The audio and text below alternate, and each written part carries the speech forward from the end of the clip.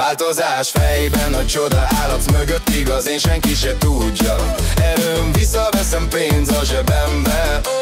Hamis gurú vagyok, táncolj velem be. Elhagytam férjet, új út, új sors. Portugál parton sír a tenger, nagy kincs, nagy tors. Minden szakítás, szent történet. Vakni nevetes, csak új szerep, gyerek. Nő legyen nő, férfi legyen férfi. Szép szavak ezek, csak a marketing férfi. Belső gazdagság, bor a pohárba, de workshop ára tízszer annyi haver, na várj ma! Változás fejben, a csoda állat mögött igaz, én senki se tudja. Erőm visszaveszem, pénz a zsebembe. Hamis gurú vagyok, táncolj velem be.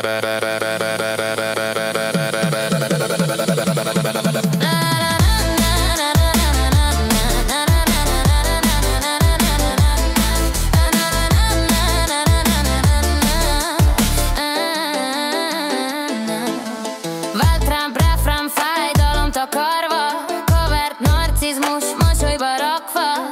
Instagram filter, valóság üres, de a beat üt, a tömeg megrezeg. Változás fejben, a csoda állat mögött igaz, én senki se tudja. Erőm visszaveszem, pénz a zsebembe. Hamis gurú vagyok, táncolj velem be.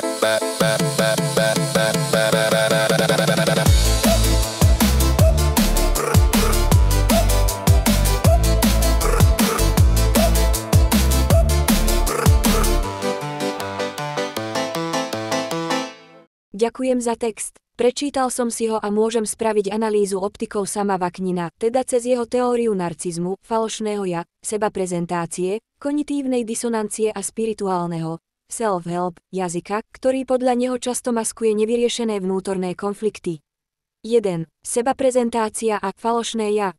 Autorka Petra sa prezentuje ako učiteľka, sprievodkyňa a duchovná mentorka. Vaknin by upozornil, že veľká časť jej rozprávania je o konštrukcii vlastnej identity. Používa opakovane, ja som objavila, ja vediem, ja prinášam.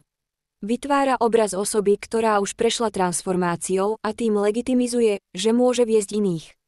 Tento naratív môže byť chápaný ako budovanie falošného ja, idealizovanej verzie seba, ktorá má zakryť vnútorné pochybnosti a traumu. 2. Transformačný príbeh ako narcistický self-narrative. Vaknin často hovorí, že narcisti aj soft, či tzv. Covert, používajú vlastný životný príbeh ako mýtus sebazrodenia. Rozvod, nový vzťah, samota v Portugalsku, všetko sa opisuje ako krízový bod, ktorý umožnil prerod. Vznik kurzov a tvorba YouTube kanálu nie je len podnikanie, ale rámcuje sa ako spiritualizované poslanie. Vaknin by počiarkol, že takýto naratív často slúži na dodanie významu chaosu a zároveň na prilákanie obdivu. 3. Grandiozita a univerzalizácia. Text obsahuje viacero prvkov grandiózneho myslenia. Vedieť ľudí k seba uvedomeniu, vnútornému bohatstvu, zodpovednosti, znie to ako univerzálne poslanie. Prezentácia vlastnej skúsenosti ako modelu pre celé ľudstvo. Vaknin by povedal, je tu narcistické rozšírenie, osobná cesta sa stáva kozmickým vzorom. 4. Spirituálna rétorika ako kognitívny štít. Podľa Vaknina mnohí, ktorí prešli bolestnými vzťahmi, siahajú po spirituálnej či self-help terminológii, ktorá má dve funkcie. Regulácia bolesti, transformácia utrpenia na vyšší zmysel. Obrana pred intimitou, hovorenie o vnútornom bohatstve, slobode, sebaspoznaní, môže zakryť neschopnosť nadviazať stabilný partnerský vzťah, čo sama autorka priznáva cez svoje rozchody. Vaknin by dodal, ide o kognitívnu reframing stratégii, ktorá chráni ego, ale nezaručuje reálne uzdravenie. 5. Vzťahy a narcistická dynamika. Rozvod a následné vzťahy opisuje ako impuls k sebahľadaniu. Hoci kritizuje manipuláciu a zneužívanie vo vzťahoch, jej dôraz na vezmite si silu späť môže podľa Vaknina prezrádzať vlastnú skúsenosť s mocenskými hrami, buď ako obeť alebo aktér. Téma žena má byť ženou, muž mužom môže byť čítaná ako idealizácia tradičnej polarity, čo často signalizuje kompenzáciu predošlých vzťahových zlyhaní.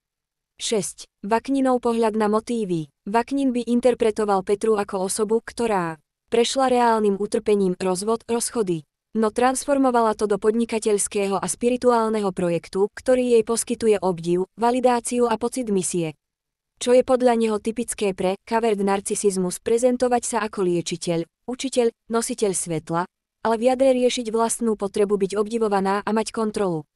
7. Ambivalencia, autentickosť versus sebaidealizácia. Nie všetko by Vaknin označil za čistú grandiozitu, text obsahuje aj momenty úprimného priznania neistoty, myslím si, lebo neviem, možno je to tak. To ukazuje fragmenty autentického self, ktoré sa snažia preraziť cez fasádu. No prevládajúci tón je učiteľský, čo opäť smeruje k posilňovaniu idealizovaného ja. Zhrnutie podľa optiky sama Vaknina. Petra Immanuel Ray vo svojom vystúpení prezentuje naratív sebatransformácie ako univerzálne poslanie, čo nesie znaky grandiózneho self-naratív a konštrukcie falošného ja.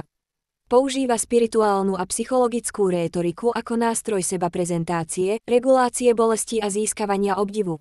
Vaknin by ju pravdepodobne čítal ako príklad covert narcism, self-help verzií, s autentickými prvkami, ale s výraznou tendenciou pretvárať osobnú krízu na spirituálne poslanie.